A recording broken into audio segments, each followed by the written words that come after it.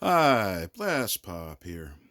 Today I'm taking a look at Caesar Conquest of Gaul, published by GMT, a series designed by Mark Herman, and most of the scenarios in this particular package of the Great Battles of History, Volume 6, are designed by Richard Berg. This is the second edition, or second printing, of the game. I heard recently that this may be repackaged and reimagined in a more deluxe package, which includes some of the modules which came out subsequently, which includes Caraticus, Gorgovia, and Battles of the Warrior Queen, as well as scenarios that may be published or have been published in C3I magazine in the past. Again, this is the second printing. I had the original first printing and played it fairly extensively.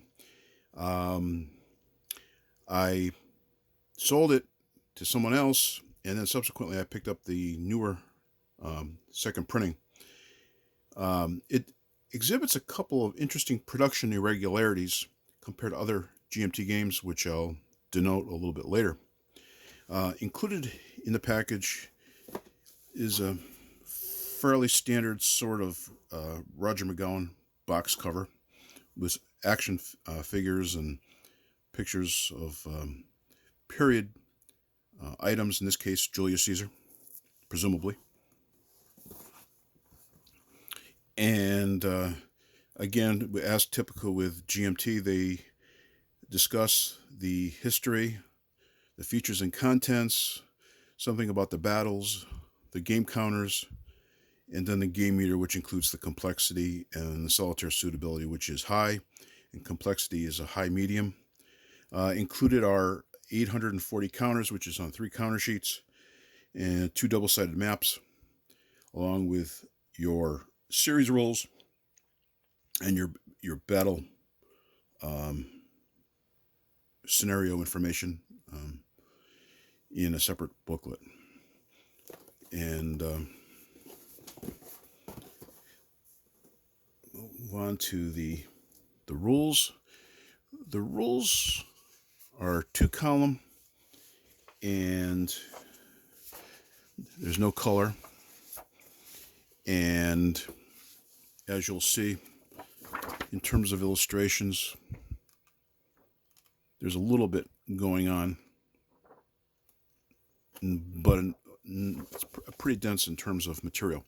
Now, the key component to the Great Battles of History games, if you're not familiar with them, is the effective leadership and how it impacts the forces on the board. Better leadership allows those forces to preempt leaders that have lesser capabilities and potentially allow for the opportunity to trump lesser leaders. So the key for the inferior force is to try to mitigate the advantages of superior leadership, either through the use of terrain, a little bit of luck, and maybe outmaneuvering your opponent. The scenarios in general in this series are not necessarily balanced, although there are a lot of scenario options in the series of the various games to mitigate that. But again, there are so many battles in the series overall that I'm not sure how much the scenario balanced options actually get explored by players. Anyway, so this is the basic rules of the game, and they have a glossary of terms and explanations, and they actually do contain a fair bit of useful information as to what's actually in the rules. Helps you kind of familiarize yourself with what's going on. So you have your auxiliaries phase, where you activate skirmishers. You have a leader activation phase, and it goes back and forth among leaders, with the lowest leader, I believe, going first, and then possibly being trumped by a better leader. So you get the opportunity to counterattack with a good leader, potentially, if you make a certain die roll, or to continue to exploit weaknesses in the enemy movements.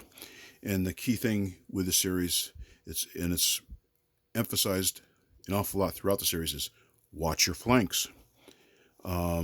So you activate a leader and his formation. You move it. You do combat. You do charges. You do defensive fires and so on. And then once that's completed, the next leader goes, and so on and so forth. And this continues until the end of the turn, and then you start it all over again. And you have your examples of units. Yeah, the one thing that people did express some concern about is that the command rules in this game, as opposed to some of the others, such as SPQR, are more convoluted and more challenging than others. I always thought the rules in general were fairly, I didn't think they were too difficult. And basically, you can issue orders to individual units, or you can issue line commands where you can move a whole group of formations as long as they're in line and part of the same formation and in a certain proximity to another unit in the line or a leader. And you got the trump option, which allows you to trump another leader to move first and do what you need to do. Then you move your units, and then you have your typical, you got your column, line extension, orderly withdrawal, camps, stacking, facing in zone of control. The units face towards a hex spine, and the two front hexes on the front spine are the front. The two next hexes are flank to the side of the units and the rear after that. Combat, you have one of the more famous aspects of that is you do the clash of spears, where when you have actual physical melee clashes, other than missiles firing at each other, such as bows and ballistas and so on and so forth, is you compare the attacking unit to the defending unit with the major weapon system of the particular unit, and to determine if there's an advantage in terms of technology of the weapon, and it is used as a basis to instruct you as to how to resolve a combat. And I'll show you that table in a little bit. And while fairly complex in terms of looking at the rules, the actual play is fairly easy. And even though, despite the fact that each game in the series has its own set of basic rules, they're fairly similar. And then there's also the option for the simple Great Battles of History. Now, at one time, I used to be a big fan of the simple Great Battles of History, but I felt it lost, to me, some of the interest, and while a good way to maybe introduce somebody to the system, I've become more of a fan of the standard rules over the years. Just my preference. I don't think it speeds things up all that much, especially once you know the rules. You got rules for rally, army withdrawal. It has basically all the things, route. So it has all the things you would expect, in terms of what you believe a ancient battle should be composed of, all the elements, the clash of spears and so on. Now there's the playbook, or the scenario book. This is the one that came with the game. And then subsequently, I downloaded and the revised July 2012 Conquest of Gaul Playbook, and double printed it, and it includes changes, updates. One of the nice things about the scenarios too is it gives you a little basic history. It tells you the composition of the scenario and who might be, a play balance in terms of who's favored to win, or if it's actually truly balanced, which you don't see too many of those in these battles. And so you got the Battle of Sabis, which I believe is the one scenario that was designed by Mark Herman in this set. The rest were courtesy of Richard Berg. And the Bay of Biscay, which you actually have triremes fighting in a naval battle, which is kind of interesting. The Invasion of Britannia. So, you do have a number of scenarios. So you have the Sabis, the Rhine, Bay Bactre, Bay of Biscay, Lutera, and Britannia. The counters are a half-inch, and they're the white core. On the thin side, but they're totally serviceable. On the units, you can see that the 5 on this counter is its unit size. 5 over here is the movement. It's the light infantry. The troop quality. The identifier. And on the back side, with the white line, indicates that the unit has been activated this turn. So you have your Britons here, your Germans, and various Gaulish tribes. Please stop if you want to examine these a little bit longer.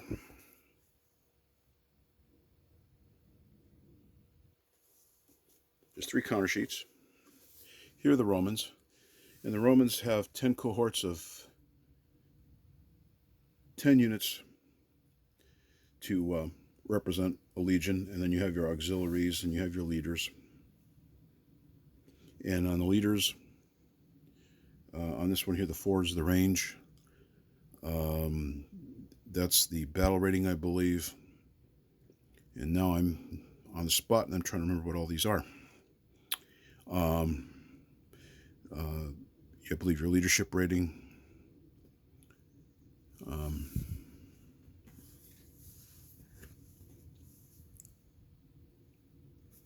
And to that point,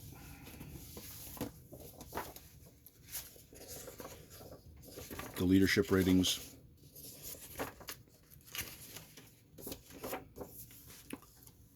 are your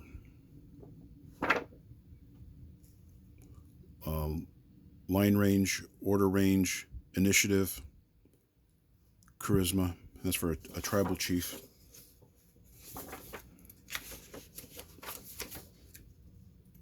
So there is some variance to that. And then the proconsuls differ from some of the other Roman leaders. But as far as the Roman leader counters are concerned, you have your command range, your legion, command capability, your charisma, your strategy rating.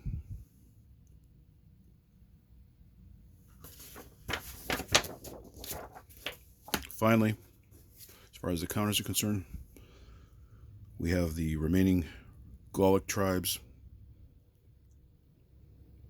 and system markers, routed markers,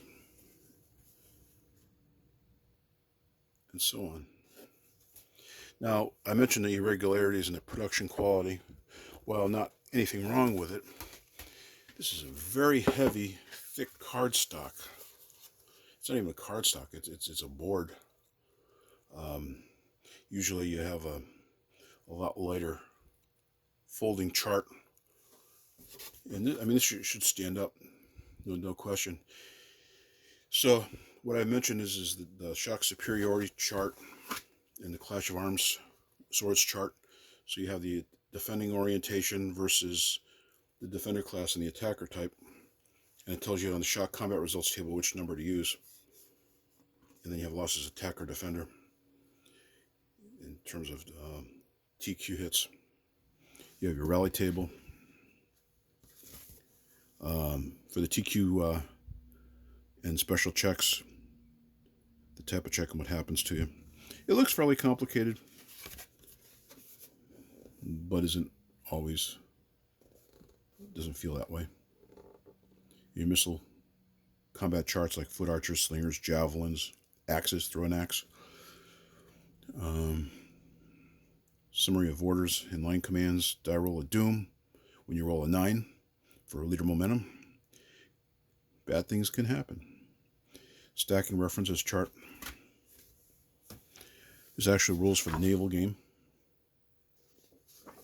And then you have charts for that as well. I won't get into that. It's definitely a secondary option for the player. Now, and also you get a D10. Additionally, here's the maps.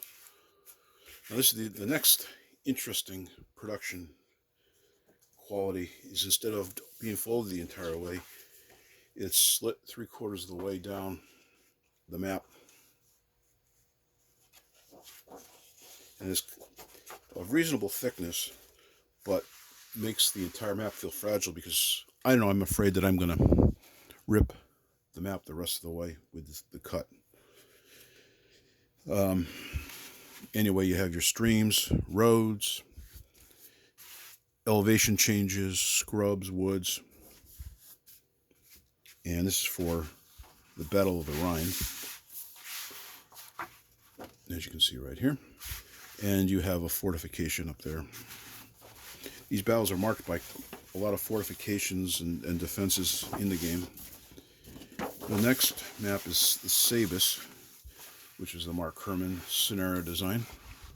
Mark Herman was the original series designer, and Richard Berg found a home doing additional games and scenarios, much to my happiness. And you have an unfinished Roman camp there, a river,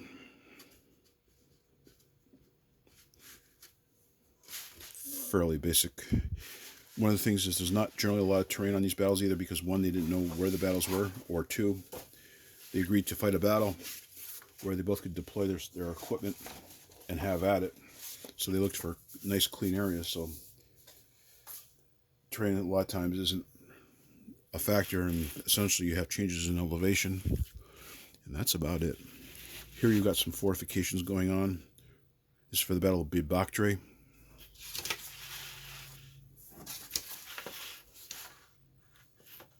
Very nicely done, subdued.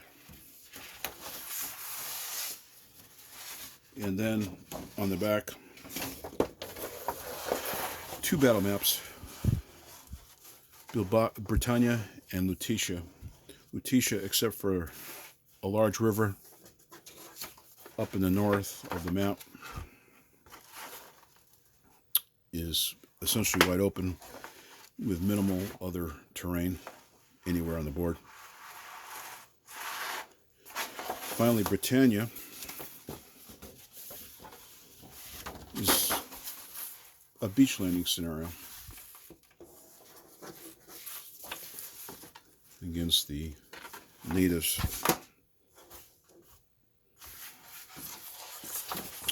So, there's a lot of gameplay in any of the boxes of the Great Battles of History series.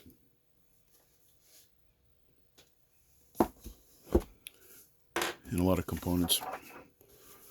And I'm glad to see that they're going to essentially put it through its third printing or next edition at some point.